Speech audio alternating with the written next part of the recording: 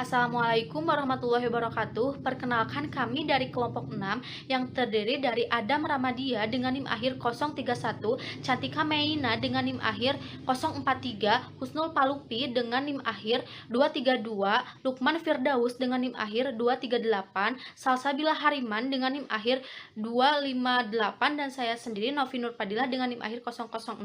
Kami di sini akan mempresentasikan mengenai materi tentang sistem informasi manajemen. Saya akan menjelaskan beberapa materi terkait dengan pengertian sistem informasi manajemen, evolusi di bidang aplikasi komputer, konsep sistem, klasifikasi sistem, dan konsep sistem informasi. Pertama, saya akan menjelaskan mengenai pengertian sistem informasi manajemen. Menurut Garden M. Davis, pengertian sistem informasi manajemen itu adalah suatu sistem yang terintegrasi antara manusia dan mesin, yang menghasilkan suatu informasi sedemikian rupa guna jalannya suatu operasi, jalannya suatu rangkaian manajemen dan pengambilan keputusan dalam suatu organisasi. Selanjutnya, materi yang kedua itu mengenai evolusi di bidang aplikasi komputer. Terdiri dari 3, ada sistem informasi, sistem fisik atau physical system, sistem virtual atau virtual system. Yang pertama ada sistem informasi. Sistem informasi itu merupakan suatu sistem virtual yang memungkinkan manajemen mengendalikan operasi sistem fisik dalam suatu perusahaan. Yang kedua itu ada sistem fisik atau physical system yang terdiri atas sumber daya manusia, bahan baku, karyawan, ataupun uang. Yang ketiga itu ada sistem virtual atau virtual system yang terdiri atas sumber daya informasi yang digunakan untuk mewakili sistem fisik. Sebagai contoh bahwa dalam sebuah ruangan penyimpanan persediaan yang menyimpan barang-barang persediaan. Nah, khusus barang-barang persediaan itu termasuk dalam sistem fisik. Dan file induk persediaan barang yang berupa komputer itu termasuk dalam sistem virtual yang mencerminkan sistem fisik. Selanjutnya, yang ketiga saya akan menjelaskan mengenai konsep sistem. Suatu sistem dapat didefinisikan sebagai suatu kesatuan yang terdiri dari 2 atau lebih komponen atau biasanya disebut dengan subsistem yang saling berinteraksi untuk mencapai suatu tujuan tertentu. Selanjutnya yang keempat itu ada klasifikasi sistem yang terdiri dari sistem abstrak atau abstrak sistem, sistem fisik atau physical system, sistem alamiah atau natural system, sistem buatan manusia atau human-made system, sistem tertentu atau deterministik system, sistem tak tentu atau probabilistic system, sistem tertutup atau closed system, dan sistem terbuka atau open system. Selanjutnya yang terakhir itu ada konsep sistem informasi. Dasar informasi itu adalah data. Informasi dapat didefinisikan sebagai hasil dari pengolahan data dalam bentuk yang lebih berarti dan berguna bagi penerimanya, dan menggambarkan suatu kejadian-kejadian atau event yang nyata sesuai dengan fakta yang digunakan dalam pengambilan keputusan. Assalamualaikum warahmatullahi wabarakatuh. Di sini saya Adam Ramadia dengan NIM akhir 031. Di sini saya akan melanjutkan materi mengenai siklus informasi menurut John Burge. Di sini ada siklusnya, yang berarti di dalam dunia bisnis, kejadian-kejadian yang terjadi adalah perubahan dari suatu nilai yang disebut dengan transaksi. Selanjutnya, yaitu gambaran umum sistem informasi manajemen atau SIM. Dapat didefinisikan sebagai kumpulan dari interaksi sistem-sistem informasi yang bertanggung jawab mengumpulkan dan mengolah data untuk menyediakan informasi yang berguna untuk semua tingkatan manajemen di dalam kegiatan perencanaan dan pengendalian. Selanjutnya yaitu SIM akan menghasilkan informasi ini melalui penggunaan 2 jenis peranti lunak atau perangkat lunak. Yang pertama yaitu peranti lunak pembuat laporan, report writing software. Yang kedua yaitu model sistematis. Selanjutnya mengenai sistem pendukung pengambilan keputusan. Suatu sistem pendukung pengambilan keputusan atau Decision Support System atau DSS adalah suatu sistem yang membantu seorang manajer atau sekelompok kecil manajer memecahkan satu masalah. Dan juga pada output DSS awalnya dihasilkan data suatu basis data relasional dan mencakup laporan saja dan kasus serta output dari model-model matematis. Berikutnya ditambahkan kemampuan dukungan keputusan kelompok melalui peranti lunak yang berorientasi pada kelompok yang disebut groupware. Grouper memungkinkan DSS bertindak sebagai suatu sistem pendukung pengambilan keputusan kelompok atau Group Decision Support System atau GDSS. Selanjutnya yaitu mengenai pengguna sistem informasi. Pada pengguna output komputer adalah para karyawan administrasi di bidang akuntansi. Beberapa informasi seperti yang dihasilkan sebagai produk sampingan dari aplikasi akuntansi juga tersedia bagi para manajer. Ketika perusahaan menerapkan konsep SIM, penekanan akan bergeser dari data ke informasi dan dari karyawan administrasi ke pemecahan masalah. Assalamualaikum warahmatullahi wabarakatuh. Nama saya Cantika Meina, NIM 043. Di sini saya akan menjelaskan tentang informasi yang mendukung masing-masing tahapan pemecahan masalah. Jadi, dalam masalah ini ada aktivitas intelijen, yaitu mencari di sekitar lingkungan kondisi yang harus dipecahkan. Dan yang kedua, ada aktivitas perancangan, yaitu menemukan, mengembangkan, dan menganalisis tindakan-tindakan yang mungkin tersedia. Dan yang ketiga, ada aktivitas pemilihan, yaitu memilih tindakan tertentu dari beberapa yang tersedia. Dan ada solusi. Dan yang terakhir, ada aktivitas peninjauan, yaitu memeriksa pilihan-pilihan yang lalu. Sistem perencanaan sumber daya perusahaan adalah suatu sistem perencanaan sumber daya perusahaan atau disebut dengan ERP, adalah sistem berbasis komputer yang memungkinkan manajemen seluruh sumber daya perusahaan dalam bisnis keseluruhan organisasi. Masa depan teknologi informasi. Masa depan teknologi informasi akan didorong oleh biaya yang rendah dan meningkatnya kekuatan komputer maupun komunikasinya. Kekuatan komputer dapat diukur dalam kecepatan pemrosesan, kapasitas penyimpanan data, dan keragaman alat-alat input dan outputnya. Kekuatan komunikasi diukur oleh biaya dan kecepatan transmisi seperti jumlah data yang dapat dikomunikasikan dalam satu waktu tertentu. Dan di sini juga saya akan menjelaskan tentang bab 2, tantangan pengembangan sistem informasi dalam lingkungan global. Yang pertama ada model sistem umum perusahaan. Model sistem umum perusahaan terdiri dari aliran sumber daya fisik, aliran sumber daya virtual, mekanisme pengendalian perusahaan, dan lingkar umpan balik. Aliran sumber daya fisik. Aliran sumber daya fisik ini dari gambar tersebut bisa dijelaskan adanya sumber daya fisik ke sumber daya input, lalu proses transformasi, lalu sumber daya output, lalu keputusan sumber daya fisik. Jadi bisa disimpulkan bahwa dari petunjuk ini adalah meliputi pegawai, bahan baku, mesin, dan uang yang mana dari semua itu akan dijadikan input, kemudian diproses menjadi output yang akan dijual kepada orang lain atau konsumen. Assalamualaikum warahmatullahi wabarakatuh. Saya Husnul dengan NIM 232 akan menjelaskan slide selanjutnya, yaitu tentang mekanisme pengendalian perusahaan.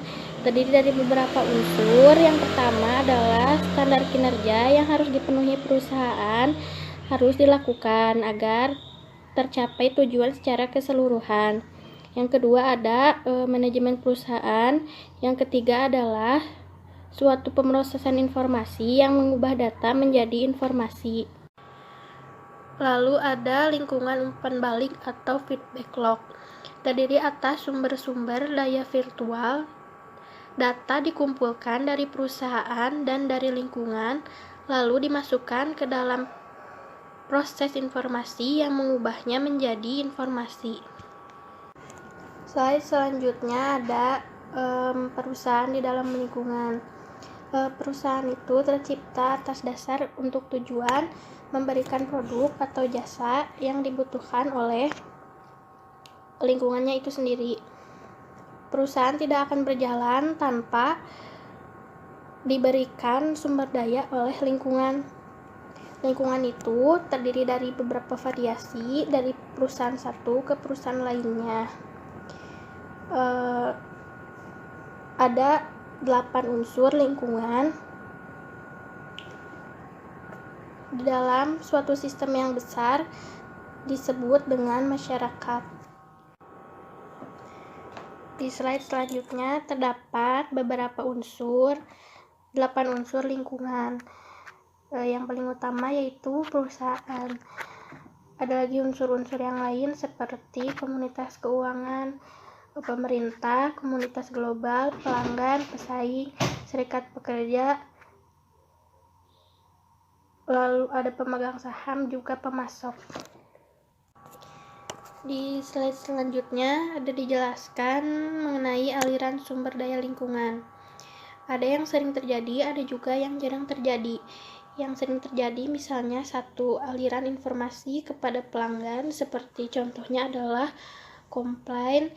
Yang kedua, aliran bahan baku kepada pelanggan. Yang ketiga, ada aliran uang kepada pemegang saham. Dan yang keempat, ada aliran bahan baku kepada dari pemasok. Aliran yang jarang terjadinya seperti aliran uang dari pemerintah, yaitu contohnya adalah insentif dan pajak. Yang kedua, ada aliran bahan baku dari pemasok. Misalnya contohnya itu uangnya itu dikembalikan lagi. Yang ketiga, ada aliran dengan NIM akhir 238. Di sini saya akan menjelaskan tentang keunggulan kompetitif.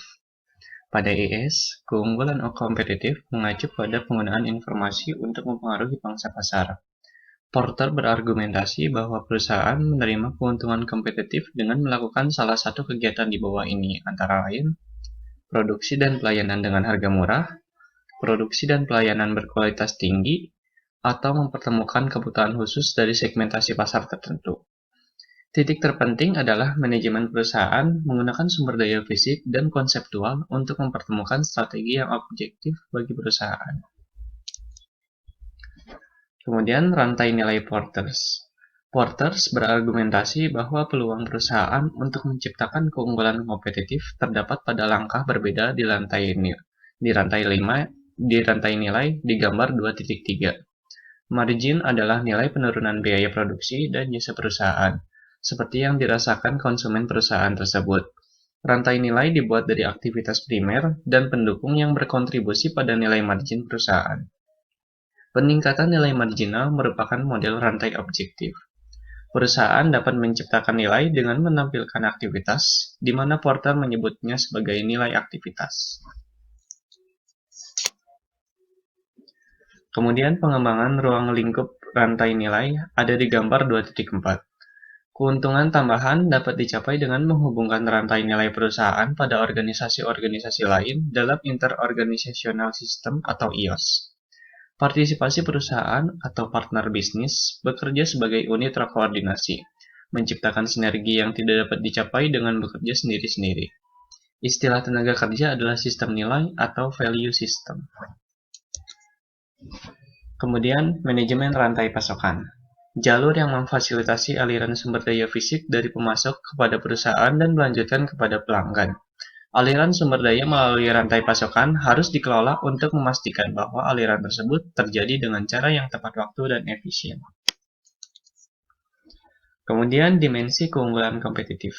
Yang pertama ada keunggulan strategis, yaitu perencanaan digunakan untuk mencapai keuntungan.